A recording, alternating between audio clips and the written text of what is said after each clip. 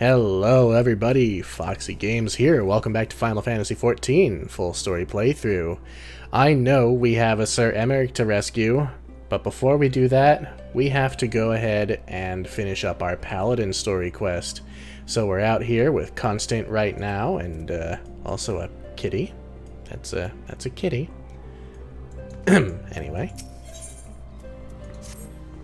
Terrible news, Foxy. 100 Eyes has been gravely wounded. There were wolves, and he fought them off as best as he could, but by the time the sentries came to his aid...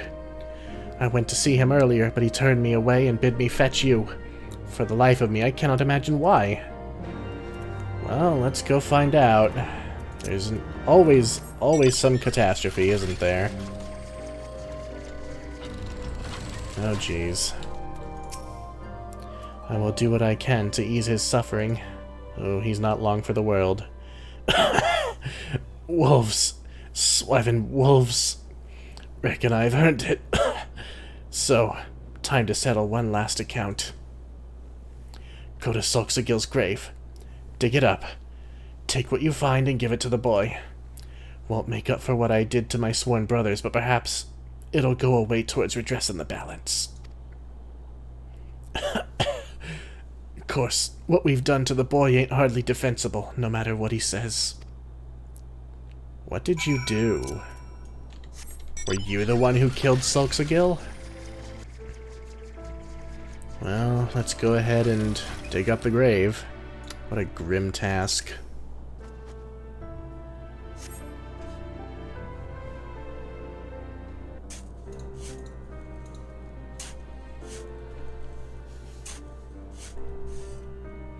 Several fulms beneath the cold, hard earth, you find not a coffin, but a small chest containing a gallant surcoat. What have you done?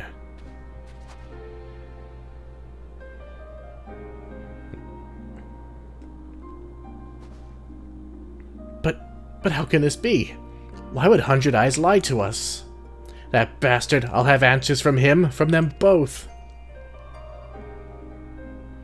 Come. We're going back to Falcon's Nest. He's probably dead. Or maybe 100 Eyes is Solxagil. Who the fuck knows? Papa Sean is here. Rest in peace, brother. He's gone. We're too late. Jenlins and I had grown worried that it had come to this. I'm sorry, there was nothing more to be done. Gods damn it all! We must have words, Constant. I go to Landsgate. Look for me there. What was it all for? You should probably put that armor on, kid. At least now we'll have answers.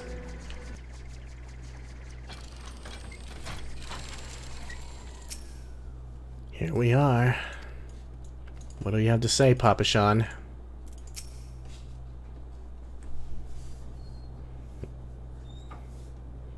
My comrade wishes to explain himself. Of course it's Solxagil, isn't it? Why the lies, Solxagil? Was this all just some game to you? I had my reasons, as you will soon learn. That's a rather odd way of apologizing, Solxagil. I suggest you try again. I am sorry for deceiving you, Constant. Faking your death, constructing an elaborate scenario for me to find your armor. To be honest, I'm as astonished as I am offended. How could you have possibly orchestrated everything so perfectly? It doesn't matter how I did it. What matters is why I did it. Oathkeeper is but a sword, Constant. True oaths are not forged in steel. They are sworn in the heart. To merely reclaim the sword will not suffice. It must be won by a worthy paladin. Only then will it, and our order, be restored to its former glory. I don't understand. Why not simply teach me the ways, as you said you would? A sultan may move a man. A master may instruct his pupil. but only when that pupil moves himself can he be a paladin. That said, I did not account for Foxy's intervention. Master Papashan, as we discussed. Very well.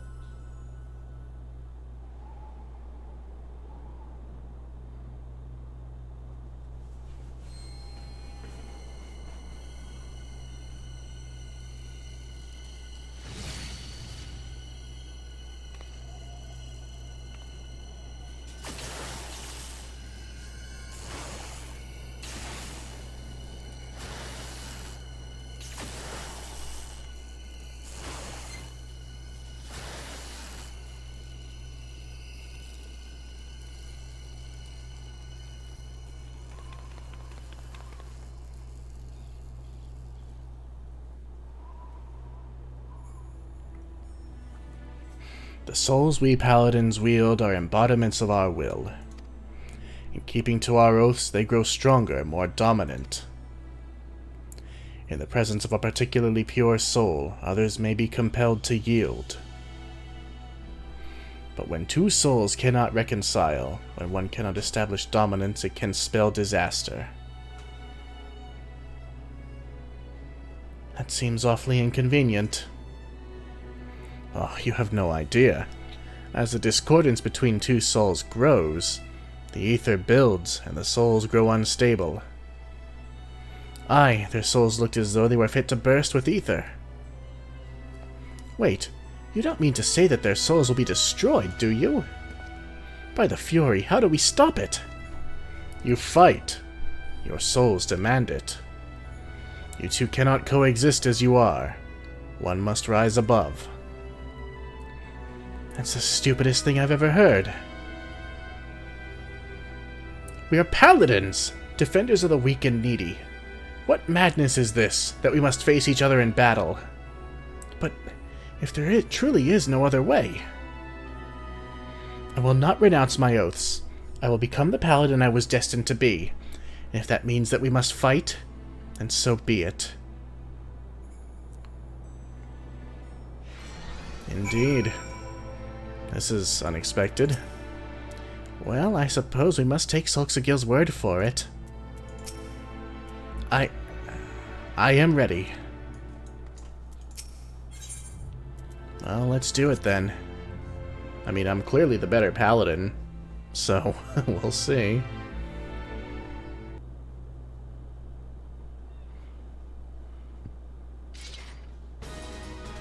Come, sister.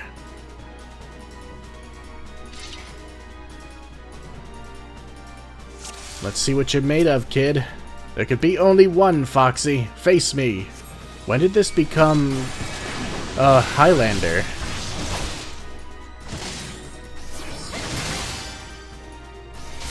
Of course, I knew it wouldn't be easy. No, no, I will not yield.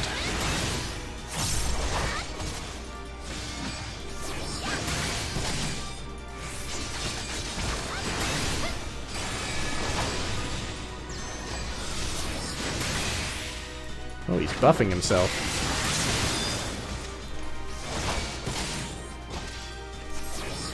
Well, hopefully I don't have to kill him.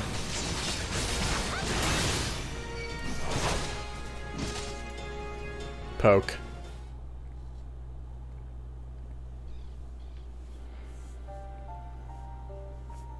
Am I truly so weak?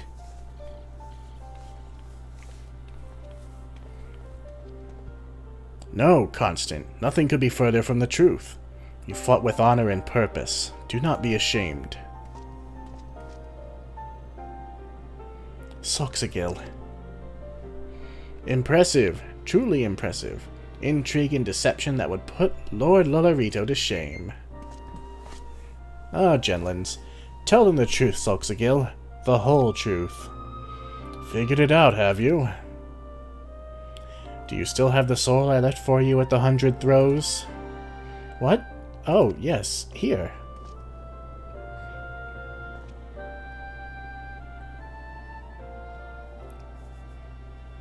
This soul once belonged to the first captain of the Sultansworn, the first paladin who wielded Oathkeeper. Once it shone with a resplendent light, as did Oathkeeper, but now both have lost their luster.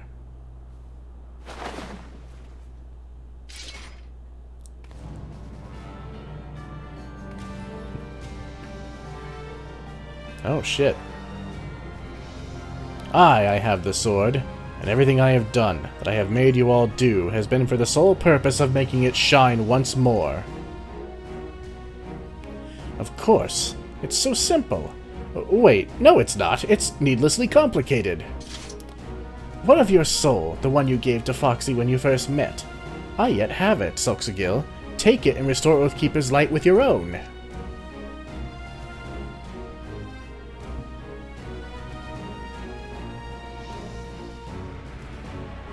Once a man has left the Sultansworn, he cannot return.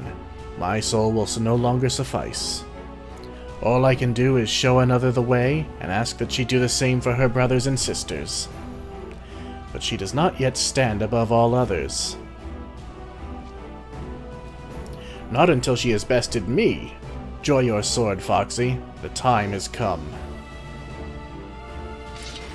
Alright, let's beat the hell out of Sulxagil for putting us through all this shit.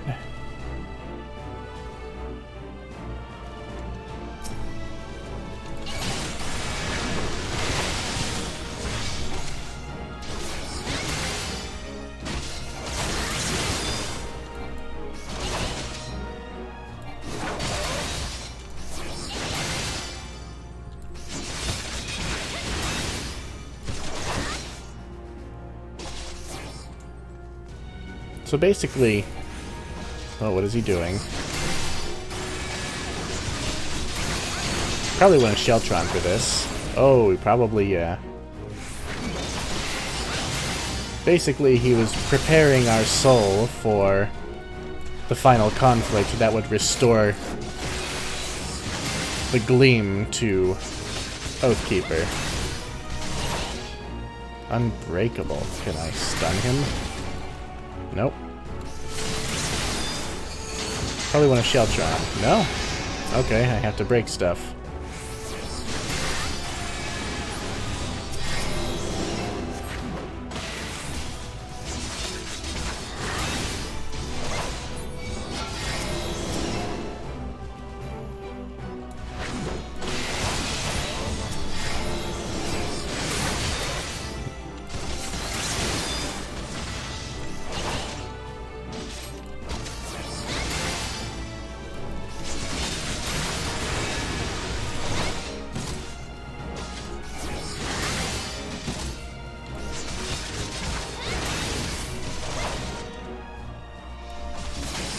Just about done.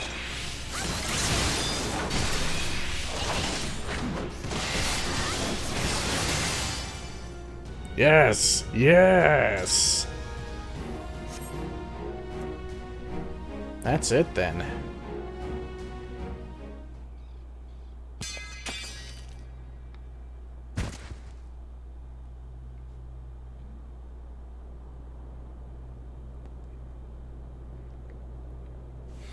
At long last, a paladin who can make it shine again.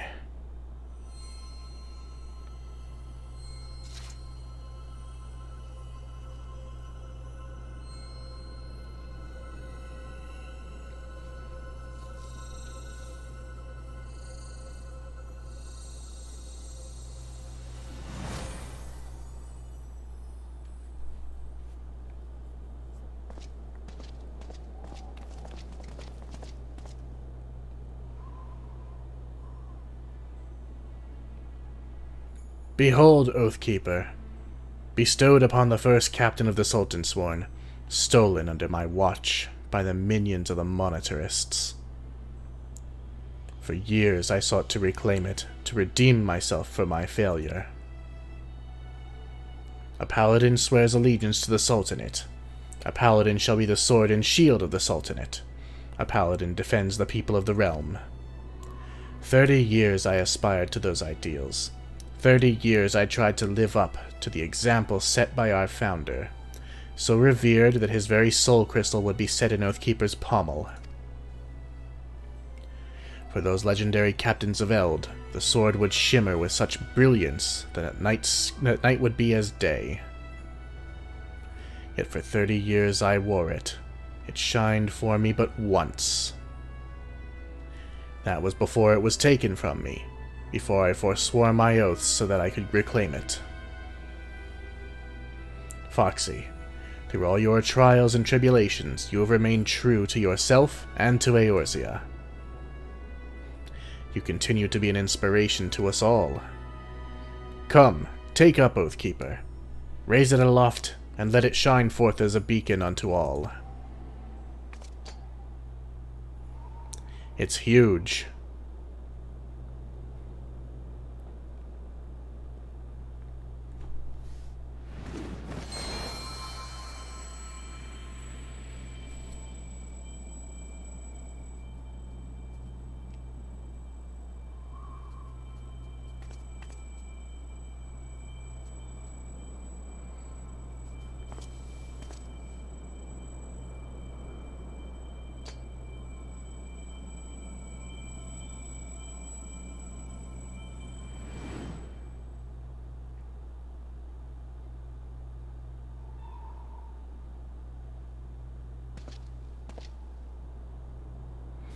You were always my first choice, Foxy. Constant was incentive, motivation, though in the end he proved himself to be so much more.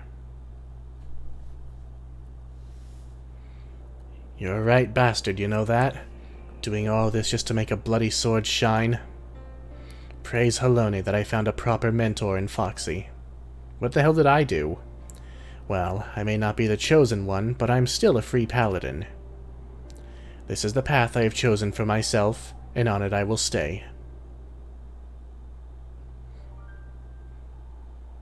Well said. It would not do for you to be so easily discouraged.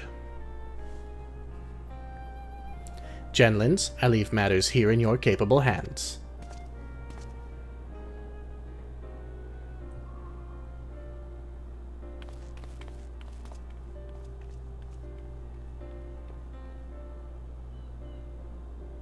You've done it again, Foxy.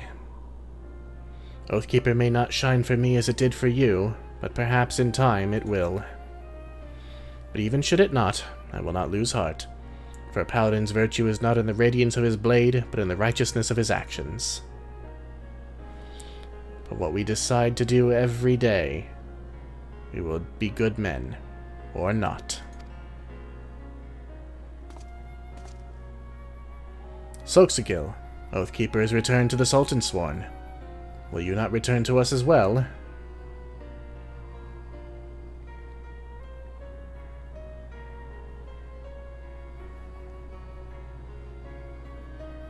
As a friend and ally, perhaps, but not as a brother. Some bonds, once broken, cannot be mended.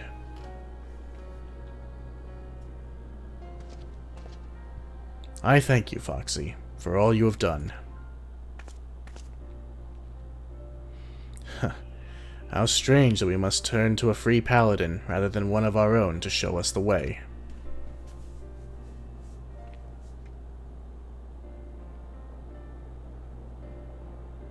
Yet I suppose it is not the first time, is it?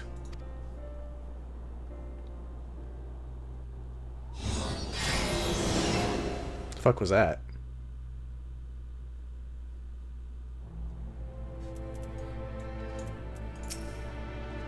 It would seem that some questions weren't meant to be answered, and we simply must deal with it. If you still mean to ask how I planned it all, don't. You wouldn't believe me anyway. Well, I'm fine with that. So that's it then? You're leaving? Uldar beckons, and besides, I have nothing left to teach you. Then I wish you well on your journey, and pray that you find happiness there. I'm coming back, you know.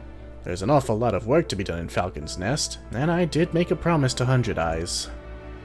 Oh, then I shall see you when you return.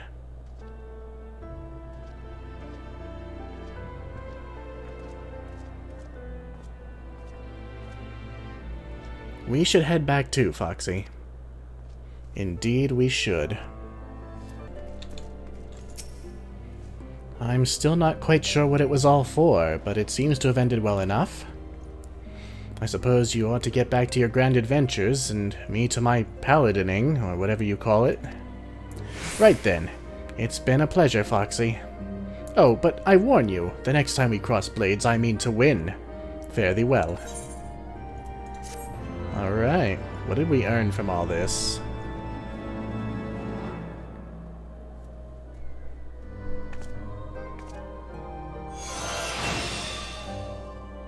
Royal Authority. Alright.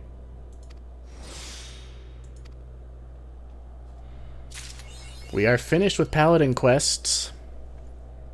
At least for now. Ah, Royal Authority replaced Riot Blade. Or, no, my, whatever the third one was. I can't remember what it was called. We also received an armor coffer. Let's go ahead and open it. It all goes into our armory chest. And what a surprise. 3, 4, 5, 6. They're all better than what we have. And it looks fucking awesome. Look at those wings on the head. We're keeping our headgear shown, that's for sure. Look at that. Look how beautiful it is. Look at how beautiful we are. Ugh, we're a proper paladin now. Yes, absolutely. Now that we're back in Ishgard, we have but one thing to do. Head into the vault and rescue Sir Emmerich in our new shining armor and with new resolve in our hearts as Paladin.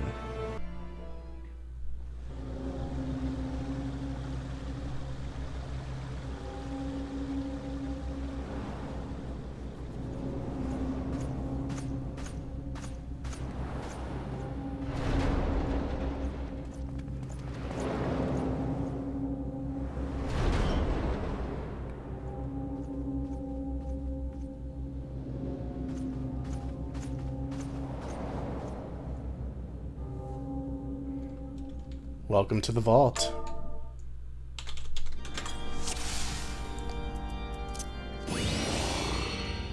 Let's go rescue Sir Emmerich.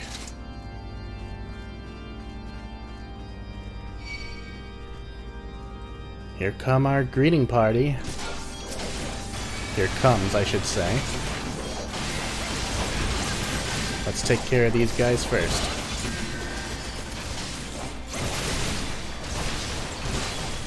The trash in this place tends to be pretty simple,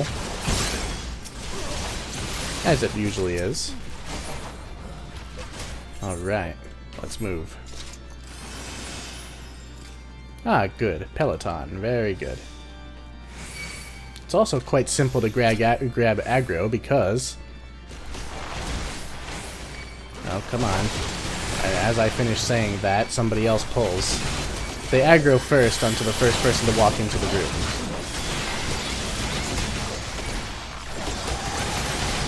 But, of course, people are a bit overzealous and start DPSing before I grab everyone.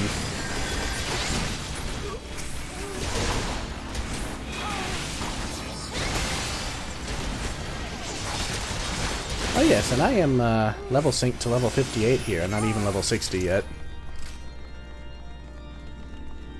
So I don't even get to use my new ability.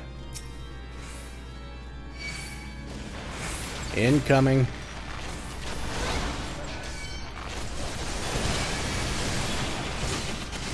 Sheltron, just to keep the damage down.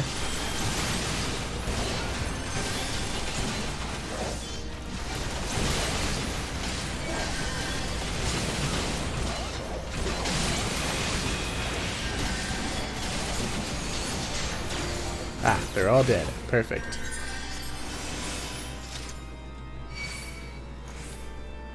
Here they come. Why'd they pull on you?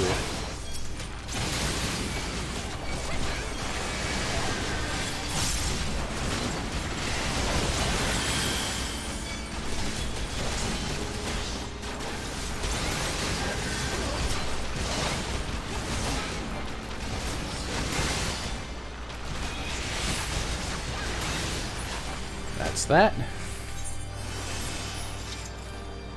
And we're just about to the first boss.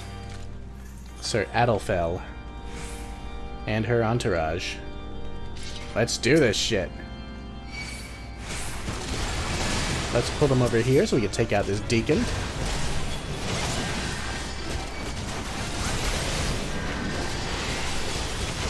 Stay out of the bad.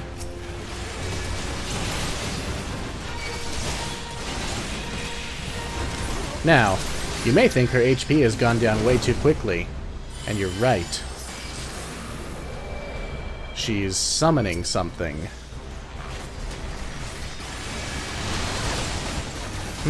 A bit like what Ysel did, is it not? I should probably point that away from everyone. Alright. She's doing a bad. You need to stay away from that bad.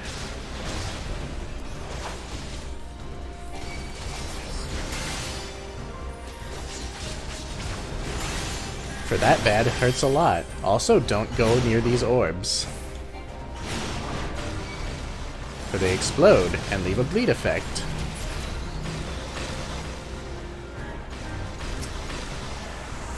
As you can see, from that guy who did not really dodge very well. But that's okay. Holiest of Holy is just a big ouch, which I will Sheltron through.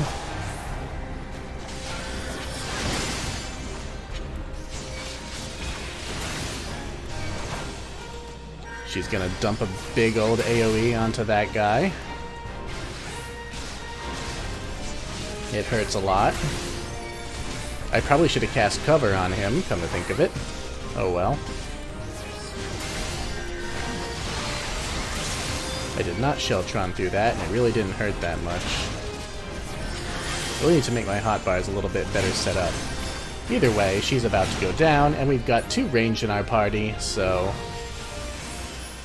oh well. And she's impressed, but she retreats. Let's see, anything good?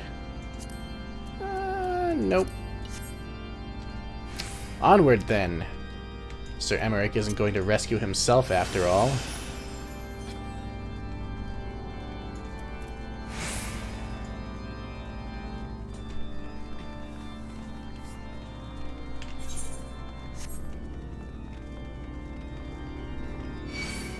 And of course, we've got dudes from the side.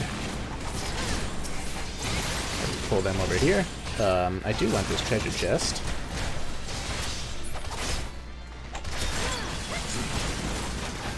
Pull them to the deacon.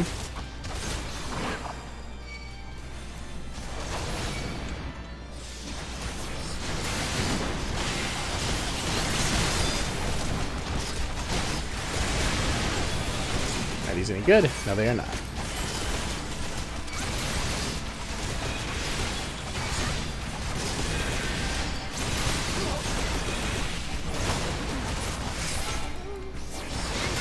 Stab you, and you are dead. Here comes some more. Why? Why even? Follow me.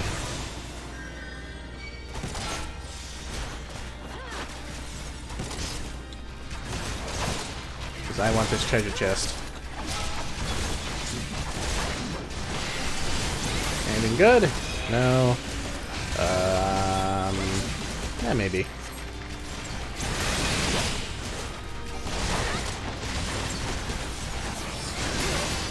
Very good. We shall proceed apace. Oh, hi. You. And you. Come here.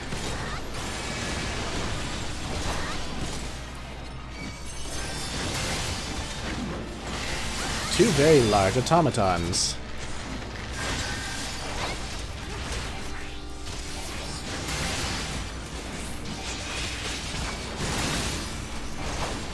Black Nebula.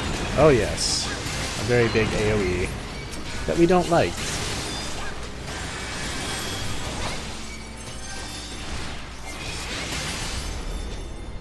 But they're no match for us.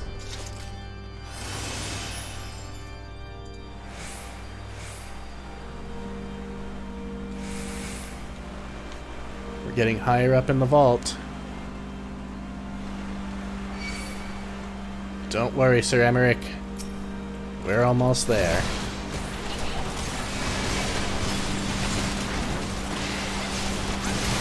Let's take care of these guys first.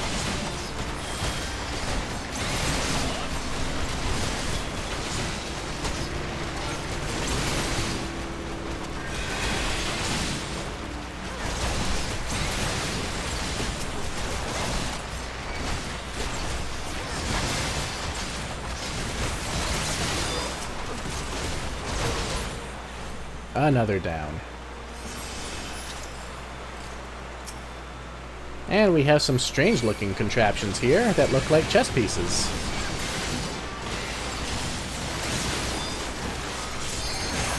And appropriately enough, they are knights.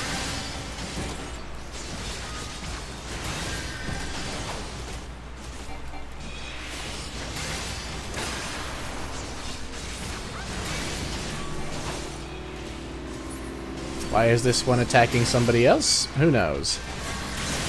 Probably because they decided to attack it first. Next up, Sir Grinno, a name that we know. I'll cut you to pieces! In fact, I'm pretty sure he's the one that we faced in the trial, but I'm not 100% sure. Someone tell me if that's so. Do not stand in the bad. I will not yield to you! And now he's going to transform. I have the power! Alright, he is going to spawn void gates around the room. Do not stand near them, or it will hurt very badly.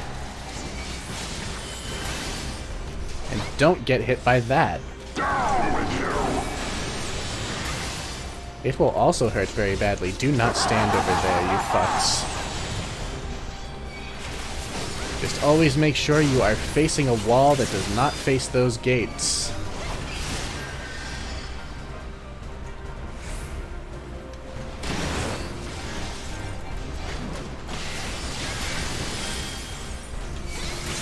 And also don't stand in that.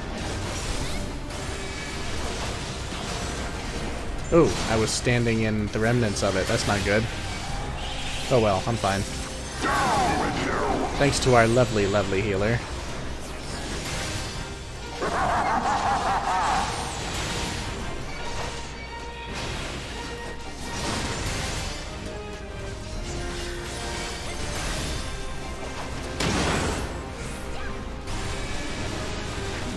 I hit the wrong damn button.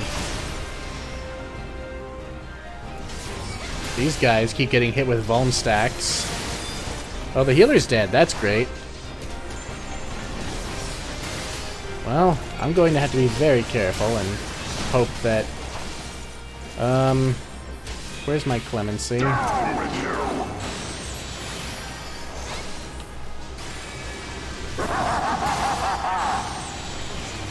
Okay, good. He's dead.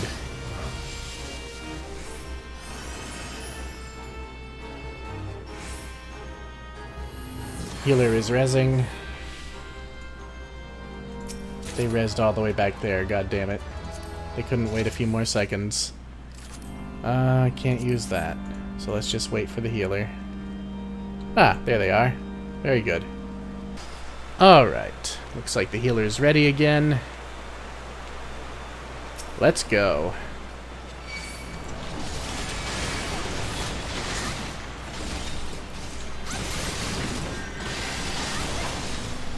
Look back here, please. So as not to get everybody else hit by AoE. Man, I almost feel like an actual competent tank.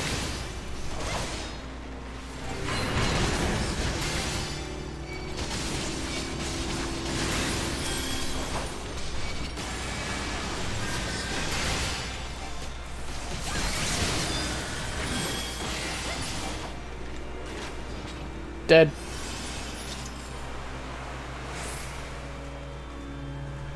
First we want this. Oh. Oh, why? After I just got through saying I felt competent. Oh well, I didn't pull them.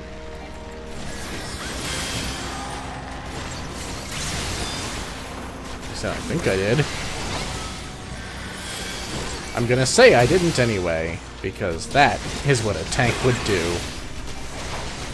Blame somebody else. Fuck, I'm hitting my wrong buttons. Aha, so much for feeling confident. Ah, but we can't keep fooling around. Sir Emmerich needs our help.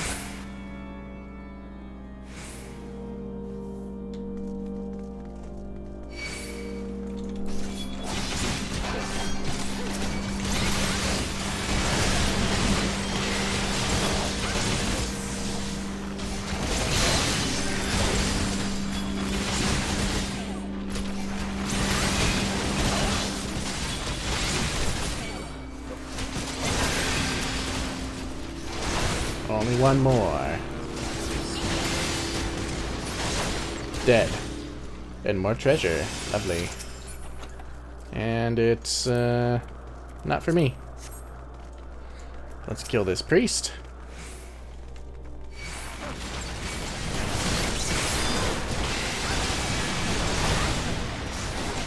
Bit surprised there's nothing else coming to join him.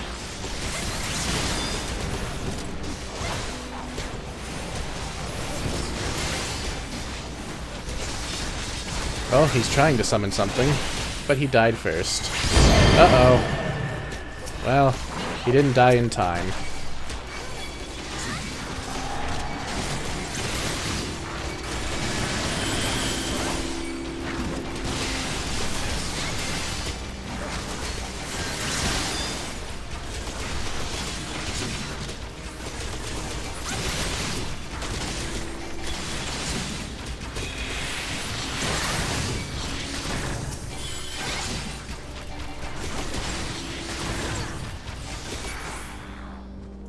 Hooray, it's dead.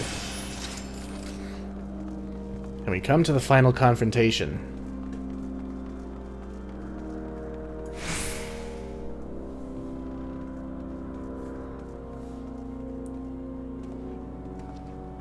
Sir Charibert himself, who wastes no time in transforming. Not like his other knights.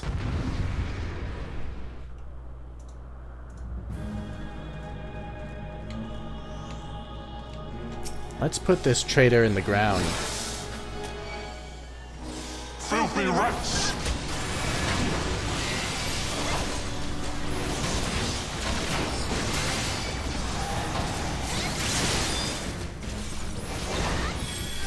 Don't stand in the fire. Be gone with you!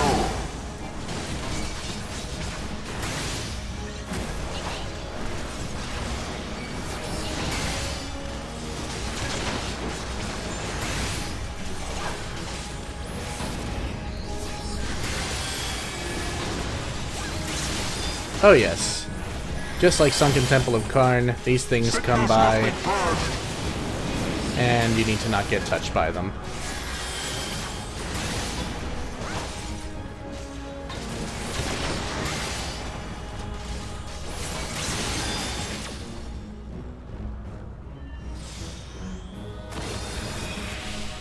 And now the final cut! Kill the flames very quickly.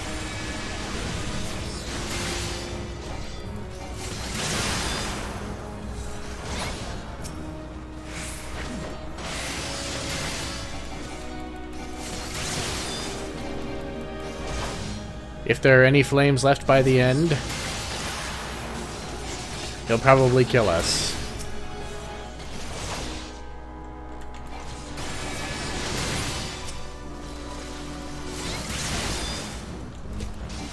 But they're gone. You disgust me. And he really didn't do much damage, but everybody else seems to be getting hurt pretty bad. So hopefully the healer can keep up. Sickness must be purged. Oh yes, watch out for those again. Be done with you. Here comes some more.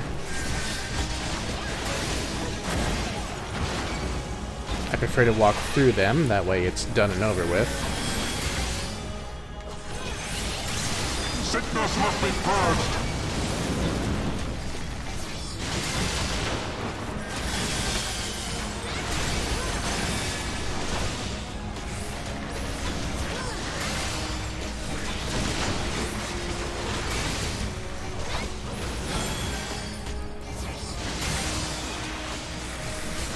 Sickness must be purged. Here they come once again. Get over here.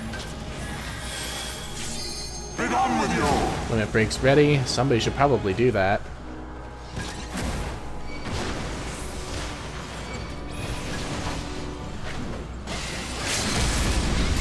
Very good. Sickness must be purged.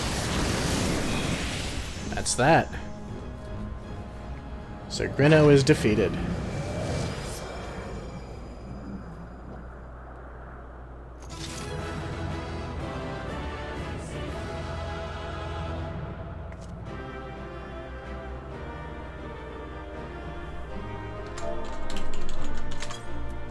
Now, of course, we will give a commendation to our lovely healer and see what treasure there is to be had. Nothing and nothing. Oh well. That is perfectly fine. Next, a cutscene. I hope you guys are ready.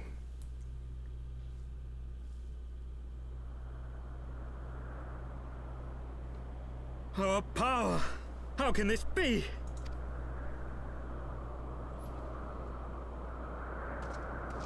Fall back!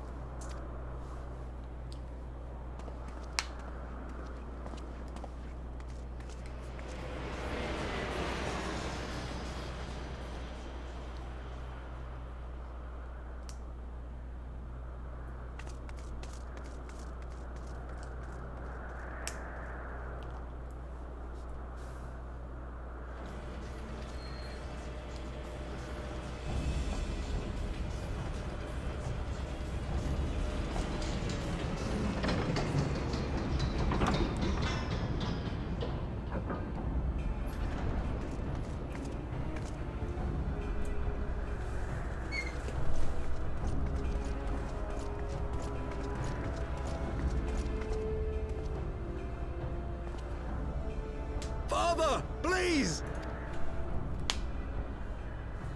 We were not too late, my friend.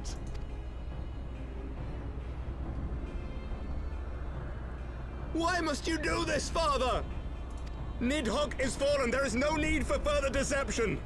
Now is the time to renounce the lies which led us down this path. To start anew! And tear down the very pillars of our society? Our history, our values, everything we have built over 1,000 years? A fool to the last.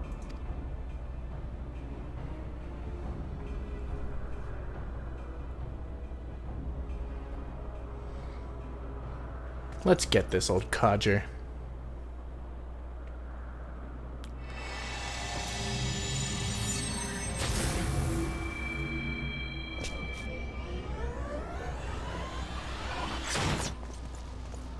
Look out!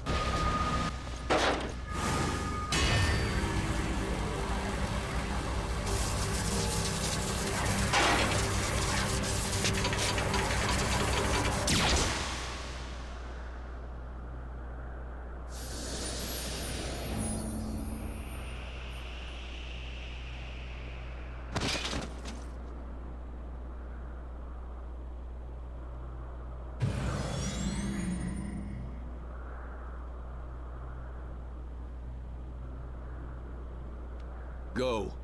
Asisla awaits.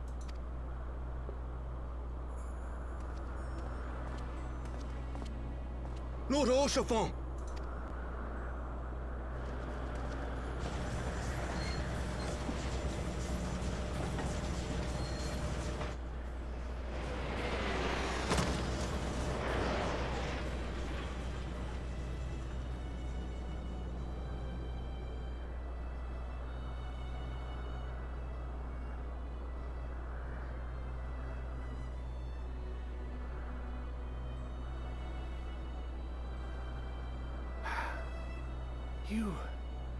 You are unharmed?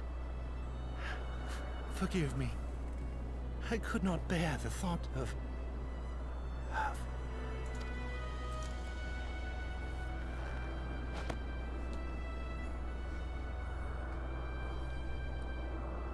Oh, do not look at me so. A smile better suits a hero.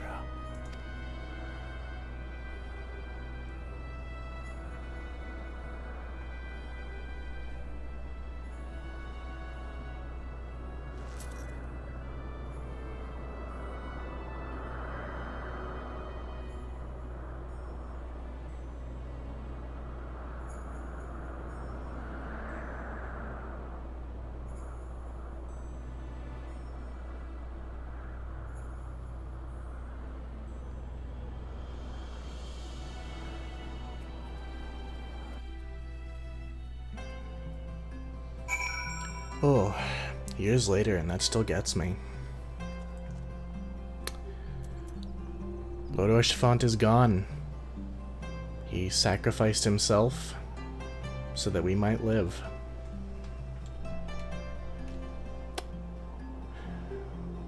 Fulfilled the knight's purpose. I know not what to say. The others, they are gathered at Fort Tom Manor. And that's where we'll go. I'm gonna ask that you guys not be angry at me, because I was totally just reinforcing how wonderful Orchefort was, so that you'd be as heartbroken as I was when I first saw that cutscene. Not to hurt you, but to make you feel. Which is exactly what this story was going for. The others are... Please enter, Mistress Games. And now we have to break the news to his father.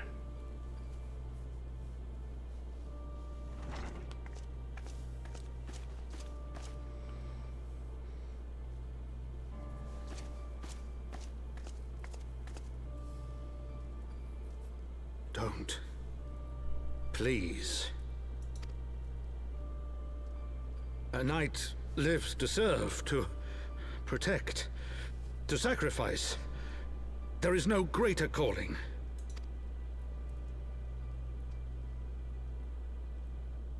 Leave me to mourn and give chase. For my son, and for the nation he loved. Go!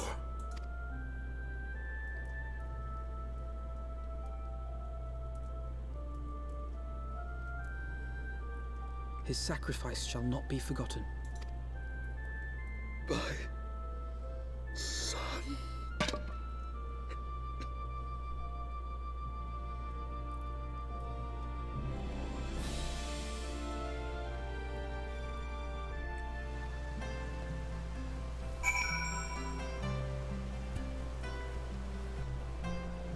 And that scene stings almost more than watching Orchefort die. Because, correct me if I'm wrong, but I'm pretty sure that scene is the very first time you actually hear Lord Edmund call Orchefort as his son. Because Orchefort was illegitimate. So for him to just drop all noble pretense and just mourn his flesh and blood, his son. And what an outstanding performance. It's a shame that there's so little focus on it, but The voice actor who plays Lord Edmund is phenomenal. I wish they had given him more screen time. I'm sorry, I can't. No, Tataru, we're all feeling that way. I could not stand there in silence, but when all others had forsaken us, Lord Orshfont took us in, our beacon of hope in a world of darkness. He did his utmost to raise our spirits, so that we might face our troubles with courage, with conviction, so that we might face them as knights. It's true. Even at the very end, Orshfont asked us to smile, because it suited us better. We didn't deserve him, but he didn't care, because Orshfont loved us as heroes, as friends, unconditionally. We must press on with the mission. Tataru, pray return to your duties at the Forgotten Knight. Let us go and speak with Sir Emmerich, Foxy. I worry for his well-being. Yes, though he was alive and standing, he didn't look like he was uninjured. It'll be a difficult thing to do, to press on after what we just witnessed, but it's what we have to do. It's what Orshfont would want us to do. An audience with the Lord Commander? Yes, of course. Everyone's feeling it.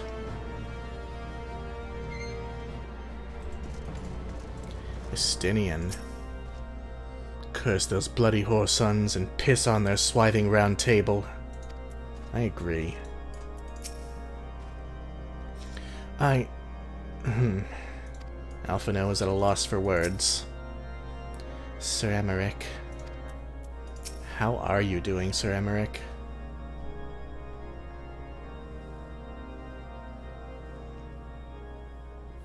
My friends, I am in your debt. Think nothing of it. Your wounds are healing well, I trust. Some wounds do not heal.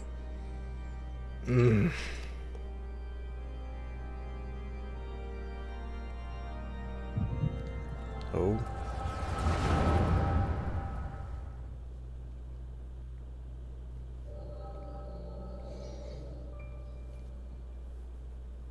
The Founding.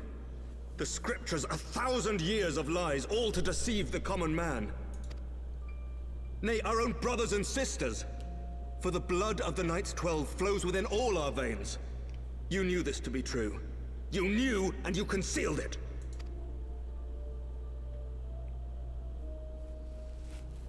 I should be interested to hear how you came by this knowledge.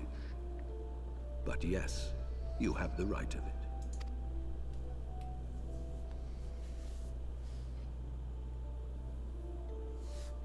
The architects of Ishgard, King Thordan and his Knights 12, entrapped and butchered the great worm, Ratatoskr, that they might partake of her eyes and thereby transcend their mortal limits. Upon learning of their treachery, Nidhogg was consumed with a murderous and justified rage.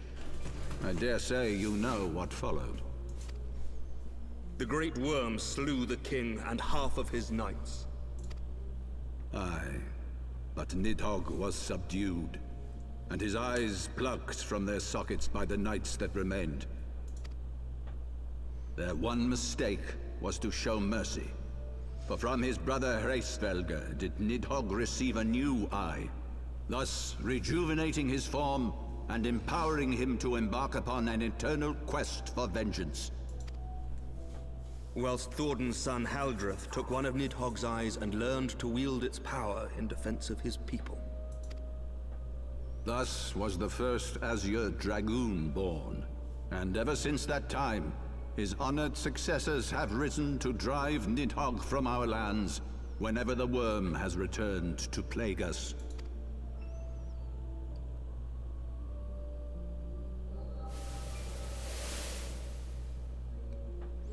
I ask you, my son, will you answer for my sins? Will your son and his son answer for me as well? What do you mean? If a man cannot atone for his sins in the course of his all too fleeting life, must his progeny then be held to account? Must every subsequent generation be judged as well? Thorin's betrayal of Ratatoskr was an unconscionable, unforgivable sin. Should we then, as his descendants, meekly surrender ourselves to an eternity of punishment? Nay, say I. I would not see our children sacrificed in a vain attempt to appease an implacable foe. Dragons are not like us, my son. To they who live forever, the wrongs of antiquity are as those of yesterday. No reparations shall ever suffice. This fact alone should serve as ample justification for our actions. Yet some refuse to see it as such. For men like you, who yearn to commit themselves to a nobler cause, a more compelling narrative is required. This is your solution. This is how you protect our people. You have given us a lost cause, a death sentence. With your compelling narrative, you but doom our countrymen to give their lives for a lie. And they do so gladly. Highborn and lowborn alike are proud to serve, to fight and die for their country. And what would you say to them? What would you tell the wives who have lost their husbands? The mothers who have lost their sons? That their loved ones died for naught? Over the course of 1,000 years, countless men have donned these robes, and every one of them came to accept the necessity of this solution. Once, I hoped you might come to accept it as well.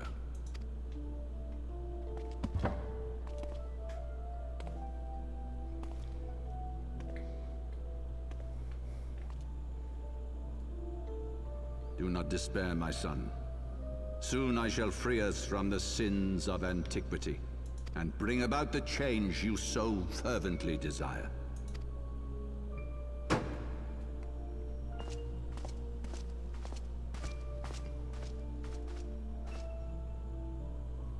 If he has spoken with others, I would have their names. Escort him to a cell and question him thoroughly. Your Eminence.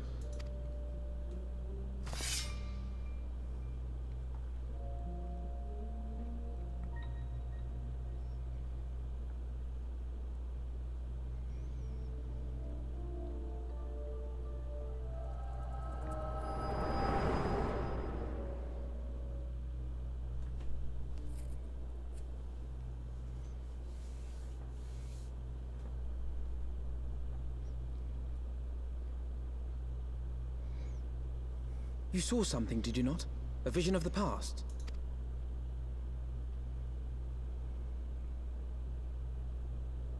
So this is the power of the Echo. Would that it had shown you a finer moment from my past. 'Twas an exercise in futility, as you saw. Faced with the firmity of his conviction and his many ready rejoinders, my words deserted me. To be frank, I am embarrassed to recall it. Oh, you did what you could. He was already convinced of what he had to do. A friend once impressed upon me the importance of differentiating between words, deeds, and beliefs. Were he here, I suspect he would judge your father's conviction to be no more than rank, self-serving delusion. Even so, I cannot help but wonder what manner of change he intends to bring about. I've given some thought to that as well. During the battle within the vault, the Heaven's Ward demonstrated strange and unnatural abilities. Aye, the manner in which Sir Zephyrin struck down Lord Haurchefant was unlike anything I've ever seen before. The spectacle called to mind King Thordan and his Knights 12 as they are depicted in scripture. Holy powers and all. Mere fabrications, which have become objects of faith. instilled with the belief of countless devoted souls. What does that sound like? 7 hells! If Lady Iceheart can use her own body as a vessel for summoning, I see no reason why others could not. Are the Heaven's Ward truly so reckless? Unbelievable. As they fled, my father spoke of Aziz La.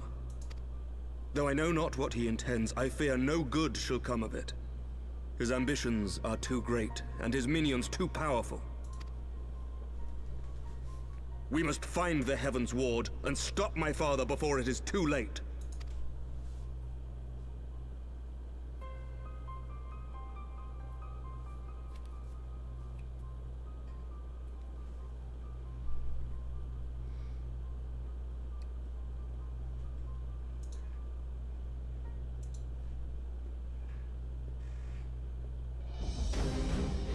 Mistress Games, Master Alphino, I, Emmerich, Lord Commander of the Temple Knights of Ishgard, do hereby entreat the aid of the Scions of the Seventh Dawn.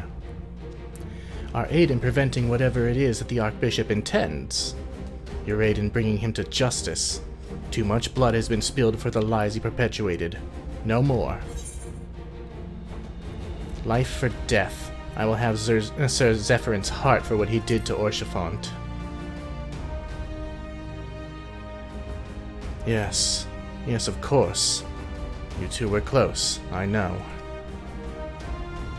Much has changed since our Order's founding, but our duty to combat the primal threat has not. If the Archbishop and the Heaven's Ward are guilty of the crime of summoning, then Foxy and I will stop them. Would that I could join you in the pursuit, but alas, my father's absence has thrown our government into chaos. Ever since the founding of our nation, there has been an Archbishop to serve as a guiding light for the masses, a force for stability to counterbalance the High House's ceaseless maneuvering. Convincing the people to recognize the truth of our origins would have been difficult even with my father's support. The road ahead is that much more fraught with peril without it.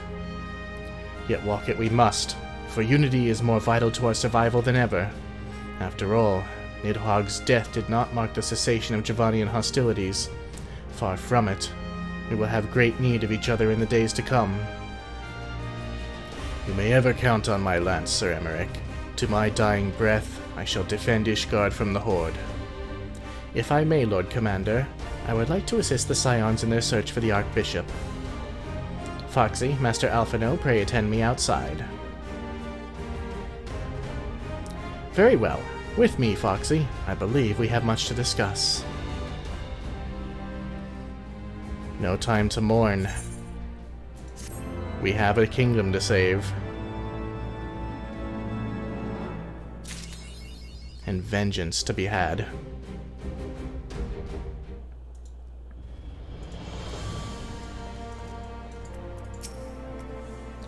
Where could they be headed, and what does Aziz La have to do with it? But what is this Aziz La? The Soleil was eastward bound, so I sent word to Camp Cloudtop on the off chance the airship passed nearby.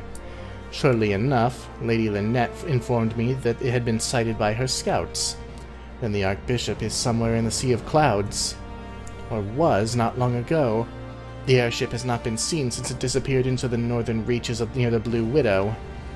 Alas, because the region is firmly held by the Vanu Vanu and not easily accessible from Camp Cloudtop, House Halenart has yet to establish a foothold. We will need not only an airship, but a captain bold enough to risk the Beastman's wrath. I think we both know the perfect candidate, Foxy.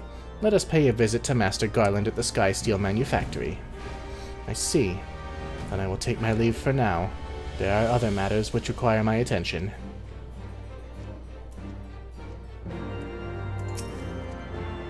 Who else but Master Garland would be willing to deliver us into Vanu territory? I say we go and ask him first. Well, we have a heading. That'll keep us focused. Sid, we have another favor to ask.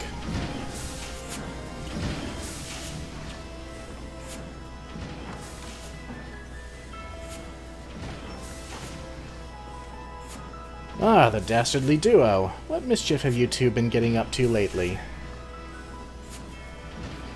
You haven't heard, have you? I hardly know where to start.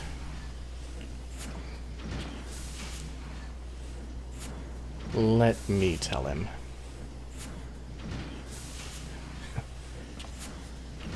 It definitely seems like the first two words out of my mouth were, "Orshfont's dead," by the way Sid immediately reacted. He was a good man. Sid, have you ever heard of Aziz's Law? The Archbishop spoke of it before he fled. No, but it's probably some source of phenomenal cosmic power that's key to his plans. From what he told Foxy, the Ascians tried to tempt him as they tempted Gaius with Ultima Weapon. Even if he spoke true about playing along, I can see him attempting to seize it. As if we needed another reason to pursue him. Well, I'm convinced. The Enterprise is at your disposal. Come to the airship landing when you're ready to depart. We have such great friends. It's just as well. After pulling you out of the fire these last few times, I reckoned I was due to deliver you into it.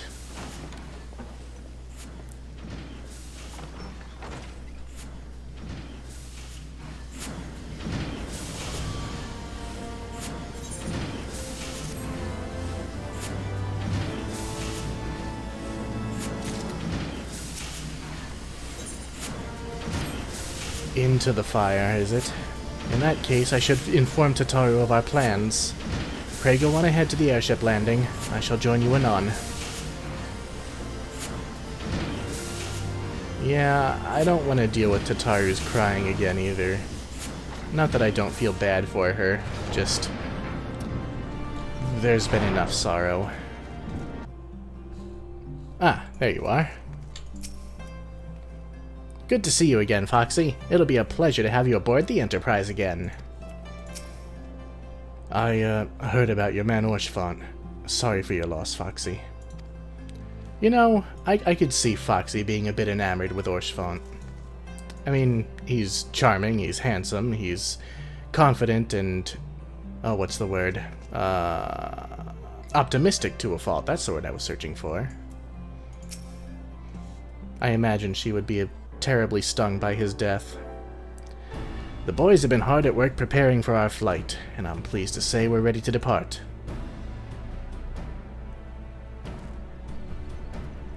That is, as soon as certain,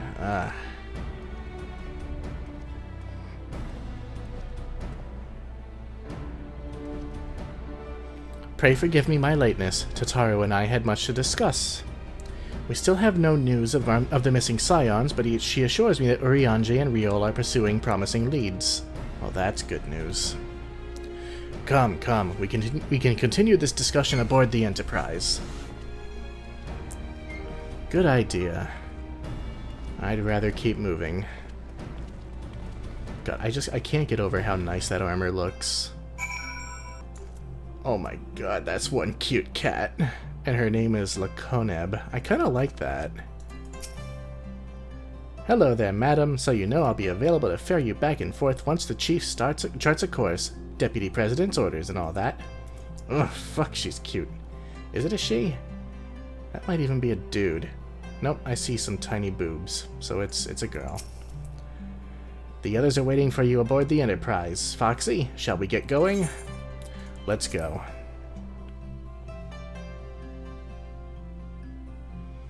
For those we've lost, for those we can yet save,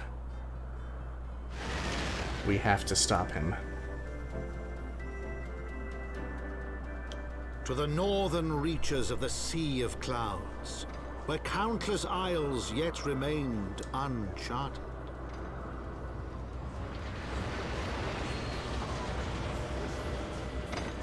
In search of a mysterious land known as Aziz's Law, and the unmasked villain who sought to claim its secrets.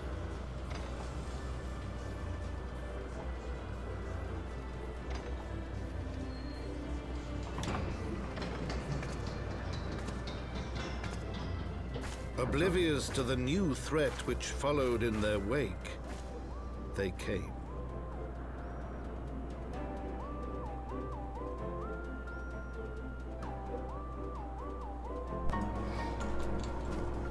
Cid?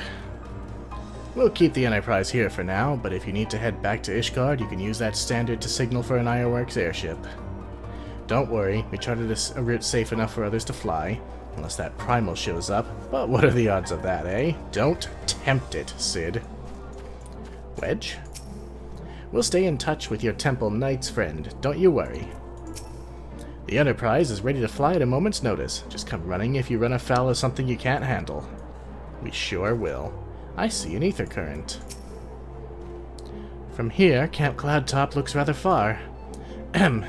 Be on your guard, Foxy. The Vanu could be anywhere, even watching us as we speak.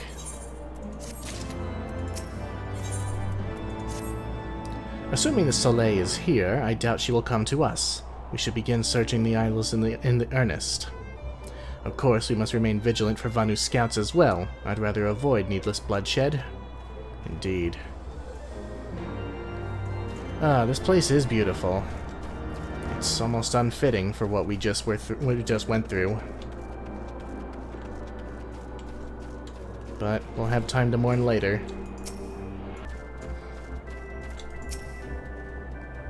Gods, look at them. So many aisles, so many places to hide. No, we must not lose hope. He is out there, Foxy, and we will find him. That's the spirit. There are plenty of places to hide. Camp Cloudtop is just this tiny little speck over here. Come on. Oh, look out.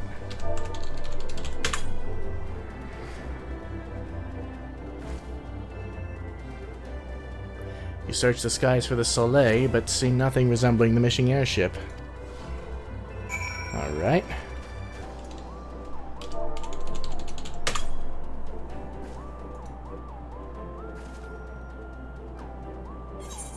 Uh-oh.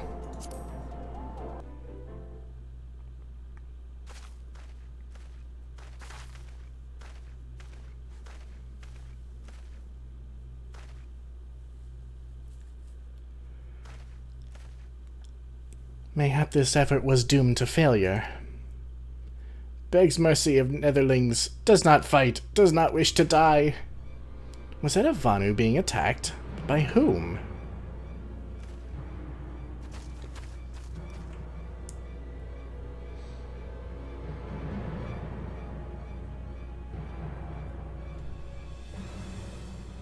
Over there. Oh, we know those uniforms. Imperial troops. Ishgardians. Seize them. They'll know where the Archbishop is. The enemy of my enemy. We've no choice. With me, Foxy. Protect that Vanu.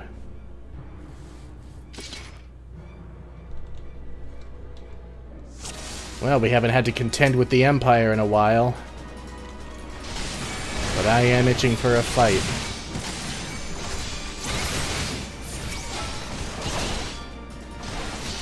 We want to take out that Medicus as soon as possible.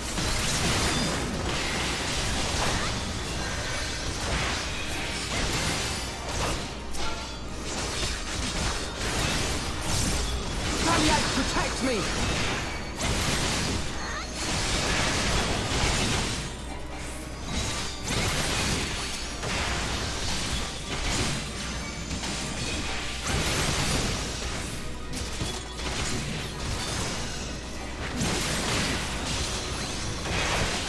Oh, there are more. Alphen is already after them.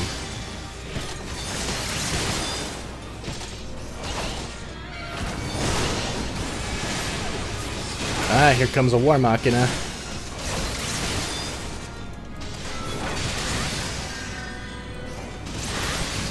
Take out that Medicus.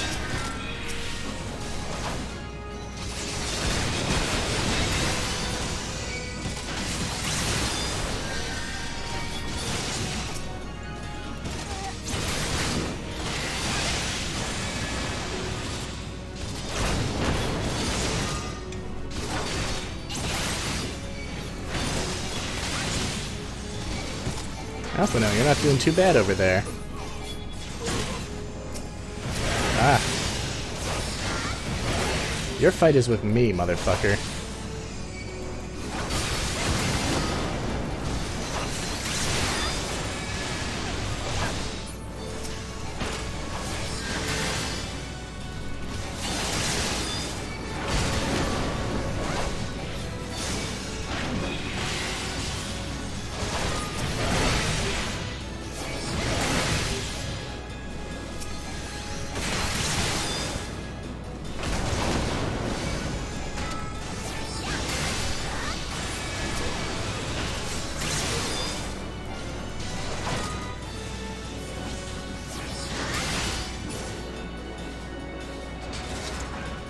There we go.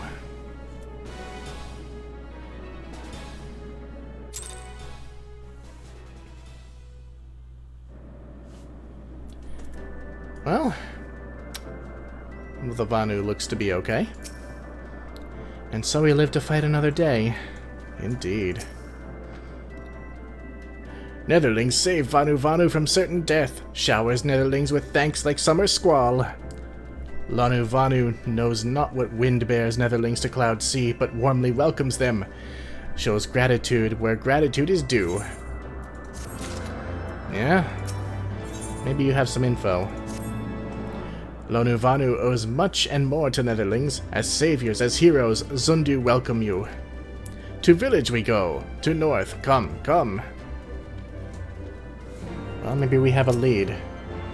So the Garleans were searching for the Archbishop and believed that the Vanu knew something of his whereabouts. Methods notwithstanding, they may have had the right of it. I conclude that we should accept Lanu Vanu's offer of hospitality and visit his village. Well, it's the most promising lead we have. Might as well. I want to believe Lanu Vanu is sincere in his intentions. Nevertheless, keep your eyes open, Foxy. Yeah, he might be trying to sacrifice us, too. You never know.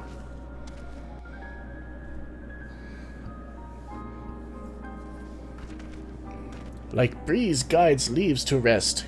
Come and lay down your burdens, Netherlings. Lanu Vanu throws arms wide in greeting. Behold, Okzundu. That's a hell of an aetherite. A far warmer welcome than the one you received from the Vundu, I think. Ha! Vundu bluster, and blow hither and yon, sound and fury like aimless gale. Eh? What unseen lightning begets such thunderous report? It's not lightning. There you are. Did you see it? It's that damned flying whale again. The Imperials are after it. Where? The white? Oh, there it is. He's wounded.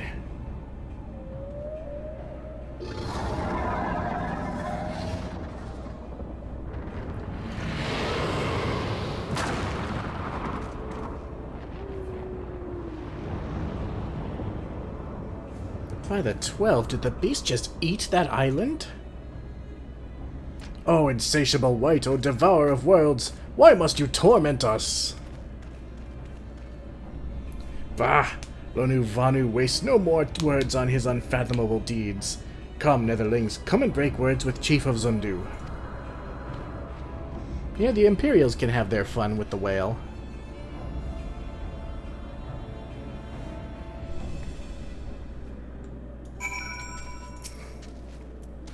When you described it as a flying feathered whale, I naturally assumed you'd taken some liberties.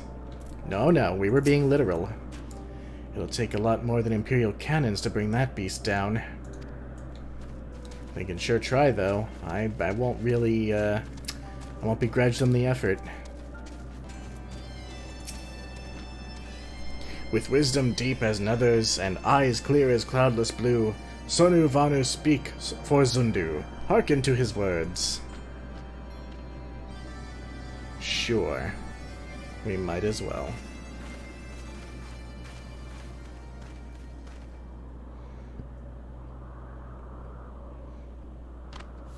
Netherlings deliver Lonu Vanu from claws of steel-shod fiends and prove nobility. He knows not to ignore Zephyr winds, and brings before you with all haste. Soft rains to soothe the heart and sunshine to warm. Gratitude of Sonu, chief of Zundu, is boundless. We are honored to meet you, Chief Sonu. I am Alphino Leveilleur, and these are my companions, Foxy Games and Sid Garland. We are come in search of an airship, a flying vessel of the Nethers, which we believe is somewhere in the Cloud Sea. Ah, like to black steel-shod contraption from which you saved Lonu Vanu? Alas, no. That ship belongs to the Garlean Empire, an old enemy of ours, though not the enemy we're currently looking for at present. The men we seek wear armor of purest white, and are led by an older man in white robes. Wait! Lonu Vanu hear tell of these Netherlings. You do? Are you certain? As sun rises and falls and returns, we are. Zundu's scouts can testify to words of Lonu Vanu. Aye, aye. Winds carry purpose of Netherlings to our ears as well. Netherlings seek key to Aziz's law. Now we're getting somewhere. Tell us, Chief Sonu, what exactly is this Aziz's law? Beware, Netherlings, for blackest clouds portend greatest danger. Look not into heart of tempest. There lies ancient birthplace of sin, home of forbidden secrets. To speak more is to call the wind. But the white devours isle where key is kept. Deep within bowels of mighty Bismarck it lies, beyond reach of the foolhardy. And beyond ours. Rejoice not in his gluttony, Lonu Vanu, for as stone gives way to water and wind, all yields to the white. This he knows, Chief Sonu. Madness of Vundu bodes ill for all Vanu.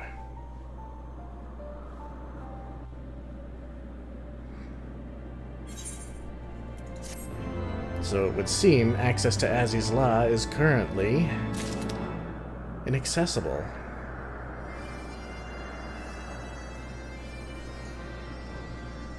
Where the hell did Sid go? Oh, there he is. With every dawn, fewer and fewer remain, so great is the white's hunger. As saplings bask in the warmth of the sun, so too many Netherlings partake of our hospitality. Well, at least these Vanu are nice. Chief Sonu is the leader of the Zundu, strong and wise. Netherling shows proper respect, and he will treat you with the gentleness of an autumn breeze. Could we not just leave the key to the Forbidden Land in the island-eating whale's belly? I mean, I can think of worse places to keep it. No? I thought not. Yeah, it's still eating, and eventually it's going to come for these guys' land. So Aziz's law is home to forbidden secrets, accessible only to the bearer of a key which the Archbishop covets. Much as I would like to believe it's safe within the belly of Bismarck, the Knights of the Heavens Ward wield primal powers. If we do not slay the whale and claim the key first, they surely will. Quite how we will go about it is another matter. As was the case in our battle with the Leviathan, we are out of our element, and this time we have far fewer allies to call upon. Be that as it may, our customary approach still holds true. We must begin by learning more about the White. Let us each question the residents of the village, then regroup and share our findings anon. Why not just ask the chief? He probably knows the most about it. Oh well. If Netherlings seek knowledge of the White, then speak with Kunu Valley, foremost keeper of tales. But neglect not present self with humility and respect. As sun yields to moon, and moon to sun, Netherlings must greet Kunu Valley with a bow. Simple enough. And the quantity of crystals needed to sustain Bismarck would exceed that consumed by Leviathan. Oh dear. That doesn't sound good. Kunu Valley.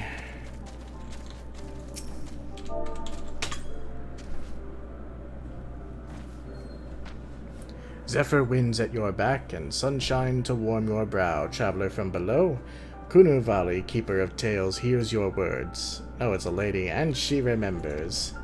In times long ago, in lands elsewhere, before even the cloud sea, the white is one among many. Newborn, he swims beside his many brothers in seas of endless water. But hated the white is, for his brothers are purest black. So great is their contempt, their loathing, that they turn upon him and rend his flesh asunder. And so he falls, only to rise again, for merciful gods raise him to the heavens, and there he is reborn. The white still longs for the sea to which he cannot return, but in rebirth a splinter of the divine is shared, and so he opens his maw, from whence come the clouds, and a new sea is born, home to him alone. Content, he gazes below, and sees others who are as he, hated and hunted. He weeps, and in his benevolence he raises up isles of earth, and guides these people to the cloud sea. Such is the tale of his rebirth, and the salvation of the Vanu. May it never be forgot. But this demon which menaces the cloud sea, his rage is that of the Vundu, his hunger that of a wild beast. The isles are his gift to us, yet now he must consume them. Kunu Valley knows no tales like this. So they're cognizant of the fact that this is not their Bismarck, which is good. Only a vulgar approximation of the god that they worship. Personally, I've seen enough of that flying feathered whale already. I agree.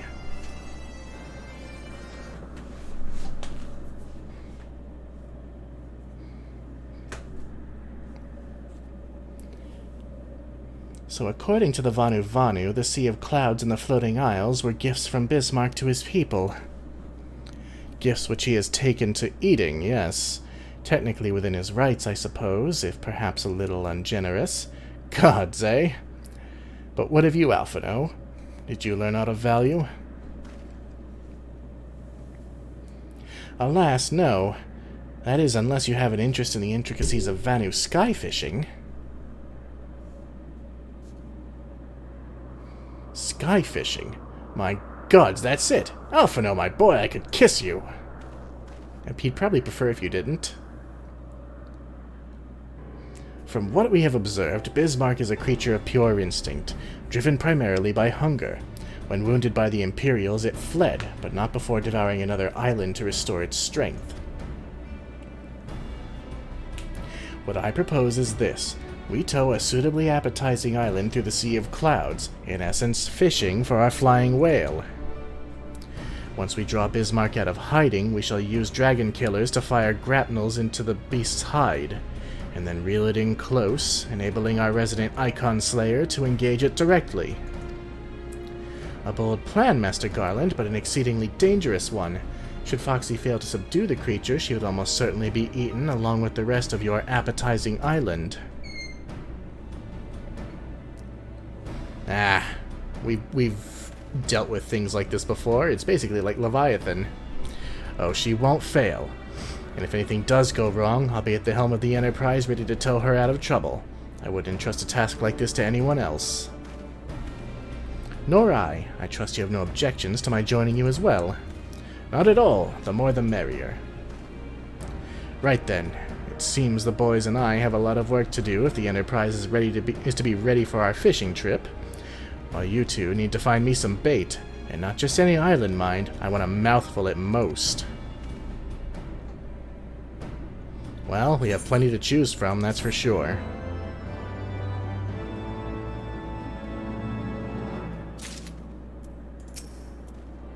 The boys and I can handle most of the preparations, but we need you to secure us a suitable island. Let me know when it's done. Well, you heard Sid. We need an island to bait the hook. By way of a first step, I propose we speak with Chief Sonu. If the Zundu are as concerned by Bismarck's behavior as they've given us to believe, they may well be supportive of our efforts to slay him.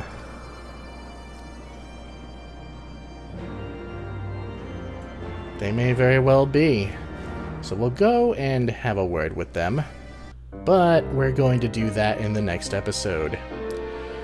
We've been through a lot in this episode. We challenged the Knights of the Heavens Ward. We rescued Sir Emmerich. We lost a dear friend. And now, with no time at all to mourn him, here we are in the Sea of Clouds, looking to slay a giant whale and make our way to Aziz's Law to prevent another disaster. And, though it be not the Paladin's way, get us a little revenge. So, in the next episode, we'll continue our adventure. I'm Foxy Games. Rest in peace, Lord Archfont. You were a great man. Bye.